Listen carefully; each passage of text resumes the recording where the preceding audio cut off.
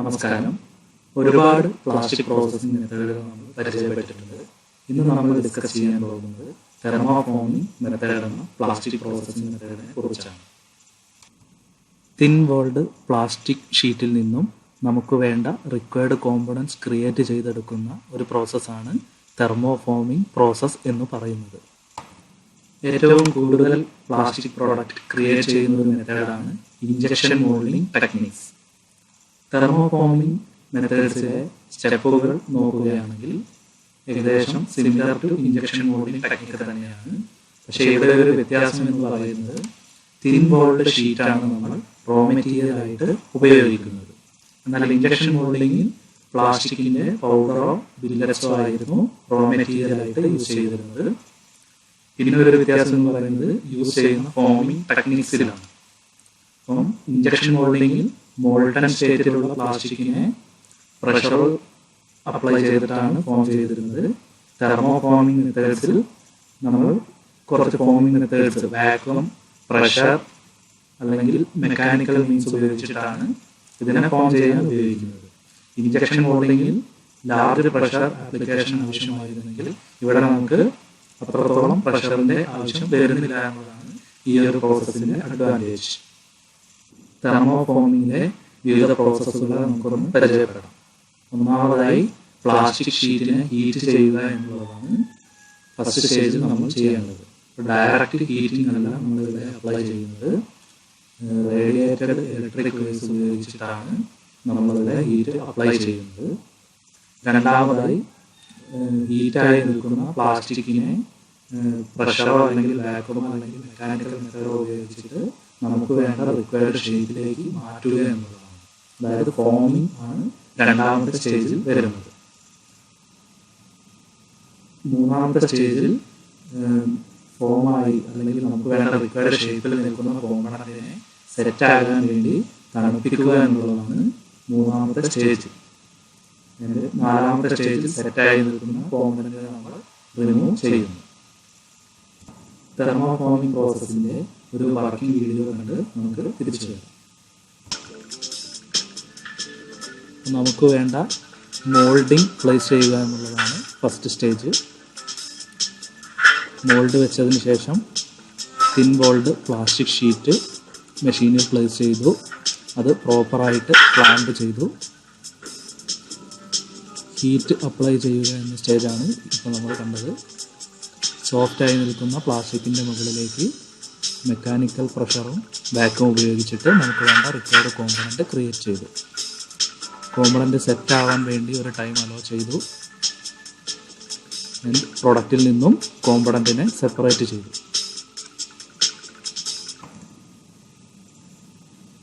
തെർമോഫോമിംഗ് പ്രോസസ്സിലെ various സ്റ്റെപ്പുകൾ നമുക്കൊന്ന് revise ചെയ്ത് നോക്കാം. ഫസ്റ്റ് സ്റ്റേജിൽ പ്ലാസ്റ്റിക് ഷീറ്റിനെ നമ്മൾ പ്രോപ്പറായിട്ട് ക്ലാമ്പ് ചെയ്യുക. സെക്കൻഡ് സ്റ്റേജിൽ ഹീറ്റ് അപ്ലൈ ചെയ്യുക. തേർഡ് സ്റ്റേജിൽ ഫോമിംഗ് ടെക്നിക്സ് അപ്ലൈ ചെയ്യുക.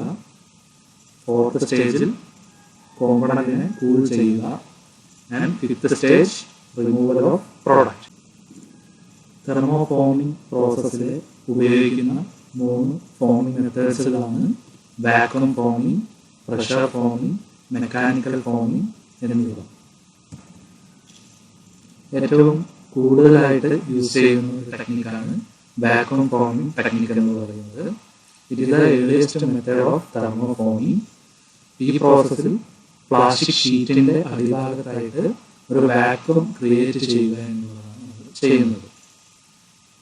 അപ്പോൾ നമുക്ക് വേണ്ട റിക്വയർഡ് ഷേപ്പിലുള്ള കോമ്പണന്റ് കിട്ടാൻ വേണ്ടി ആ കോമ്പണന്റിന്റെ ഷേപ്പ് കിട്ടുന്ന രീതിയിലുള്ള ഒരു മോൾഡ് നമ്മൾ ക്രിയേറ്റ് ചെയ്യും. ആ മോൾഡ് ഷീറ്റിന്റെ അടിയിലായിട്ട് പ്ലേസ് ചെയ്തിട്ടുണ്ടാവും. ആ മോൾഡിലേക്ക് മെറ്റീരിയലിനെ അട്രാക്ട് ചെയ്യുന്ന രീതിയിൽ ഷീറ്റിന്റെ അടിയിലായിട്ട് വാക്വം അപ്ലൈ ചെയ്യുക എന്നുള്ളതാണ് ഈ പ്രോസസ്സിൽ നമ്മൾ ചെയ്യുന്നത്. പ്രോസസ്സിംഗ് സ്റ്റെപ്പുകൾ 3 മെത്തേഡിലും സെയിം തന്നെയാണ്. ഫോമിംഗ് മെത്തേഡ്സ് മാറുന്നു എന്ന വ്യത്യാസം മാത്രമേ ഈ 3 മെത്തേഡിലും വരുന്നുള്ളൂ. വാക്വം ഫോമിംഗ് മെത്തേഡ് ആണെങ്കിൽ വാക്വം ആയിരിക്കും ഫോമിംഗ് ടെക്നിക്കായിട്ട് യൂസ് ചെയ്യുക. ഒരു വാക്വം ഫോമിംഗ് പ്രോസസ്സിന്റെ പ്രൊസീജിയേഴ്സ് കണ്ടിട്ട് നമുക്കൊന്ന് തിരിച്ചു വരാം. Here is the simplest of the thermoforming methods. The plastic sheet is heated in a clamp frame until it's rubbery. A vacuum removes the air from under the sheet, and atmospheric air pressure stretches the sheet into the mold. Some regions stretch more than others, and this causes uneven sheet thickness. In this part, made in a female mold, the thickest plastic is at the top flange, where the sheet first touches the mold surface and begins cooling. The sheet becomes thinner as it was stretched to the bottom of the cavity. The distribution of the sheet in this female mold is thickest at the top flange, thinning down along the walls, and the thinnest at the base of the molded part. If we form the part on a male mold, the mold moves up to the heated sheet. The plastic first touches the metal at the projection, and this plastic is held there and begins cooling. The rest of the sheet thins as it is stretched to the flanged region. The sheet is sealed around the mold and vacuum is applied. Atmospheric pressure presses the sheet onto the mold. The sheet distribution is the opposite of the previous mold, thick at the base of the formed part and a decreasing sidewall thickness towards the flange. The flange itself will have varying thickness, thin at the corners, thicker towards the clamp frame. The uneven thickness variation from both of these molds would usually be unsatisfactory. Methods to reduce plastic thickness variations will be described later.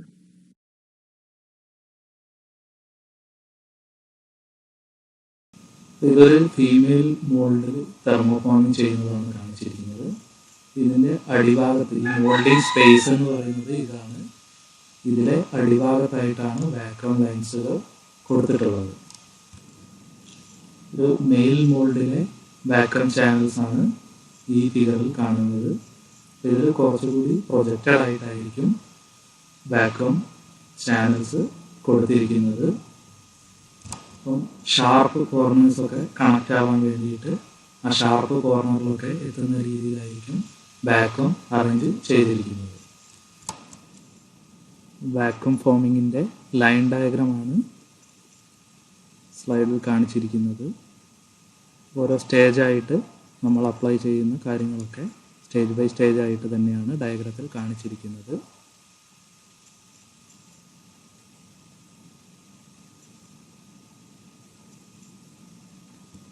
Vacuum foaming മെത്തേഡ്സിൻ്റെ advantage എന്ന് പറഞ്ഞാൽ അത് law vacuum പ്രഷറിൽ work ചെയ്യും and അതിൻ്റെ cost വളരെ കുറവായിരിക്കും എന്നുള്ളതാണ്. Disadvantages ആയിട്ട് പറയാനുള്ളത് നമുക്ക് ആ കോർണേഴ്സൊക്കെ കറക്റ്റ് കിട്ടുക എന്നുള്ളത് ബുദ്ധിമുട്ടാണ്. അങ്ങനെ ഒരു പ്രശ്നം വരുന്നു. പിന്നെ വോൾ തിക്നെസ് കൺട്രോൾ ചെയ്യുക, യൂണിഫോം വോൾ തിക്നെസ് കിട്ടാൻ വേണ്ടിയും ബുദ്ധിമുട്ടായിരിക്കും എന്നുള്ളൊരു പ്രോബ്ലവും ഇതിൽ വരാറുണ്ട്. രണ്ടാമതായി ഉപയോഗിക്കുന്ന ഫോമിംഗ് ടെക്നിക്കാണ് pressure forming techniques. Pressure forming ടെക്നിക്കിൽ പ്രോസസ്സിംഗ് സ്റ്റെപ്പുകൾ വാക്വം ഫോമിംഗ് പോലെ തന്നെ സിമിലർ ആണ്. പക്ഷേ ഇതിൽ പോസിറ്റീവ് പ്രഷറാണ് അപ്ലൈ ചെയ്യുന്നത് എന്നുള്ള വ്യത്യാസമാണ് വരുത്തുന്നത്. ഈ മെത്തേഡിൽ പ്ലാസ്റ്റിക് ഷീറ്റിനെ ഫോഴ്സ് ചെയ്യുക ആണ് ചെയ്യുന്നത്. എയർ പ്രഷർ ഉപയോഗിച്ച് പ്ലാസ്റ്റിക് ഷീറ്റിനെ ഫോഴ്സ് ചെയ്യുക. ഫോഴ്സ് ചെയ്ത് നമുക്ക് വേണ്ട റിക്വയർഡ് ഷേപ്പിലേക്ക് മാറ്റുക. അപ്പോൾ റിക്വയർഡ് ഷേപ്പ് കിട്ടാൻ വേണ്ടിയിട്ട് മോൾഡ് നമ്മൾ പ്ലേസ് ചെയ്തിട്ടുണ്ടാവും. ആ മോൾഡിൻ്റെ മുകളിലേക്ക് പ്ലാസ്റ്റിക് ഷീറ്റിനെ എയർ പ്രഷർ ഉപയോഗിച്ച് ഫോഴ്സ് ചെയ്യുക എന്നുള്ളതാണ് പ്രഷർ ഫോമിങ്ങിൽ ചെയ്യുന്നത്. ഇതിൽ ശ്രദ്ധിക്കേണ്ട ഒരു കാര്യം, ഫോഴ്സ് ചെയ്യാൻ വേണ്ടിയിട്ട് എയർ പ്രഷർ ലൈൻ വരുന്നുണ്ട്. ആ എയർ പ്രഷറിൻ്റെ എഫക്റ്റോട് കൂടി നമ്മുടെ സോഫ്റ്റായി നിൽക്കുന്ന പ്ലാസ്റ്റിക് ഷീറ്റ് ഡീഫോമേഷൻ സംഭവിക്കുകയാണ് ചെയ്യുന്നത്. ഡിഫോമേഷൻ സംഭവിച്ച് നമ്മൾ പ്ലേസ് ചെയ്ത മോൾഡിൻ്റെ ഷേപ്പിലേക്ക് അത് മാറുന്നു. ഇതിൻ്റെ അടിഭാഗത്തൊരു വാക്വം ലൈനും കൊടുത്തിട്ടുണ്ട്. അതെന്തിനാണെന്ന് വെച്ച് കഴിഞ്ഞാൽ ഈ ഒരു ഏരിയയിൽ എയർ ട്രാപ്പ് ആവാനുള്ള ഒരു സാധ്യത ഉണ്ട്. ആ എയർ ട്രാപ്പായി കഴിഞ്ഞാൽ ഇവിടെ നമുക്ക് വേണ്ട റിക്വയർഡ് ഷേപ്പിൽ കോമ്പണൻസ് കിട്ടില്ല. അപ്പോൾ ഇവിടെ വരുന്ന എയറിനെ പുറത്തേക്ക് കൊണ്ടുപോവുക എന്നുള്ള ഫംഗ്ഷനാണ് ഈ ഒരു വാക്വം ലൈൻ പ്ലേസ് ചെയ്തിട്ടുള്ളത്. ഇപ്പോൾ പ്രഷർ ഫോമിങ്ങിൻ്റെ അഡ്വാൻറ്റേജ് എന്ന് പറഞ്ഞിട്ടുണ്ടെങ്കിൽ പ്രൊഡക്ഷൻ റേറ്റ് വളരെ കൂടുതലായിരിക്കും. ലാർജ് കോമ്പണൻസ് ഒക്കെ നമുക്ക് ഈസിലി ക്രിയേറ്റ് ചെയ്യാൻ പറ്റും. ടൂളിംഗ് കോസ്റ്റ് കുറവായിരിക്കും എന്നുള്ളതൊക്കെയാണ്. ഡിസഡ്വാൻറ്റേജായി പറയുന്നത് ഇപ്പോൾ പ്രഷർ കിട്ടാൻ വേണ്ടിയിട്ട് നമ്മൾ വലിയ ഡിവൈസസ് യൂസ് ചെയ്യേണ്ടി വരും. ഹൈ പ്രഷർ ആവശ്യമുണ്ടായിരിക്കും. പിന്നെ കോംപ്ലക്സിറ്റി, ഷേപ്പ് ഓവർ കോംപ്ലക്സ് ആയിട്ടുള്ള ഷേപ്പുകൾ ക്രിയേറ്റ് ചെയ്ത് ഈ ഒരു മെത്തേഡ് ബുദ്ധിമുട്ടാണ്. മൂന്നാമത്തെ ഫോമിംഗ് മെത്തേഡാണ് mechanical forming method. Mechanical forming മെത്തേഡിൽ നമ്മൾ ചെയ്യുന്നത് ഹീറ്റായി നിൽക്കുന്ന പ്ലാസ്റ്റിക് ഷീറ്റിൻ്റെ മുകളിലേക്ക് മോൾഡിനെ ഫോഴ്സ് ചെയ്യുക എന്നുള്ളതാണ്.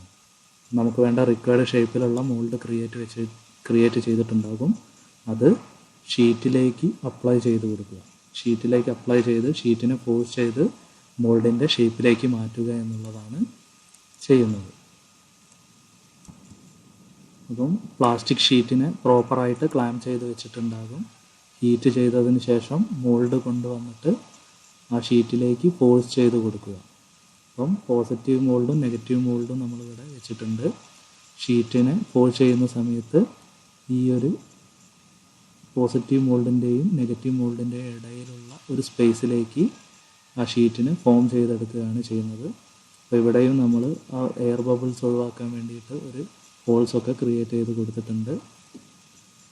ഇവിടെ ബൈ മെക്കാനിക്കൽ മീൻസാണ് മെത്തേഡ് ഓഫ് ഫോമിങ് ചെയ്യുന്നത്.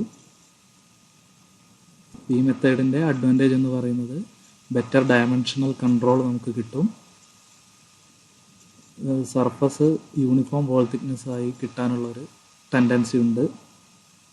ഡിസഡ്വാൻറ്റേജ് ആയിട്ട് പറയുന്നത് നമുക്ക് നേരത്തെ കേസിലൊക്കെ ഒരു മോൾഡിങ് മാത്രം മതിയായിരുന്നു. മോൾഡ് ഹാഫ്, ഒന്നുകിൽ പോസിറ്റീവ് അല്ലെങ്കിൽ നെഗറ്റീവ്. മറ്റേ സൈഡായിട്ട് ആക്ട് ചെയ്യുന്നത് വാക്വമോ അല്ലെങ്കിൽ പ്രഷറോ ആയിരുന്നു.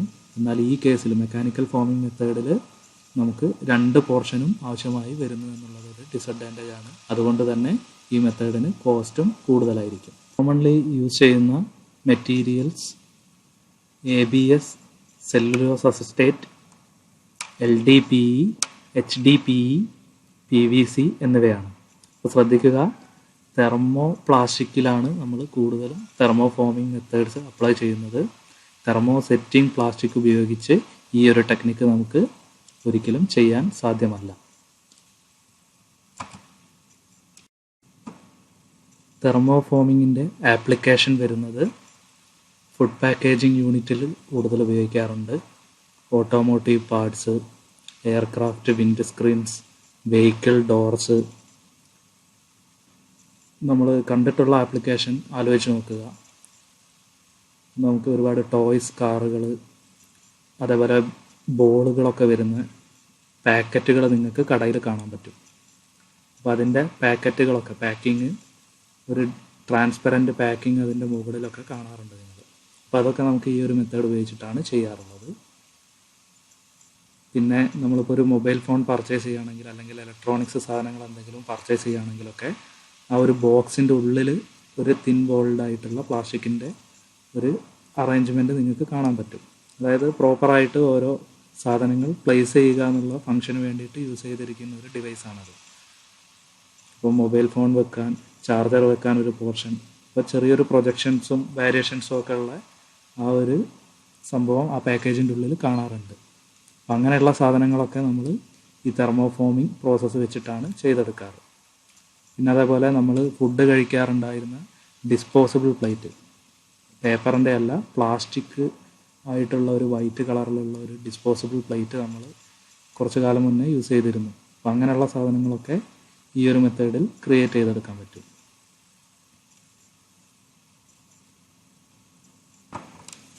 തെർമോഫോമിംഗ് പ്രോസസ്സിൻ്റെ അഡ്വാൻറ്റേജ് എന്ന് പറഞ്ഞിട്ടുണ്ടെങ്കിൽ നമുക്ക് ഡിസൈൻ വളരെ ഫ്ലെക്സിബിളാണ്.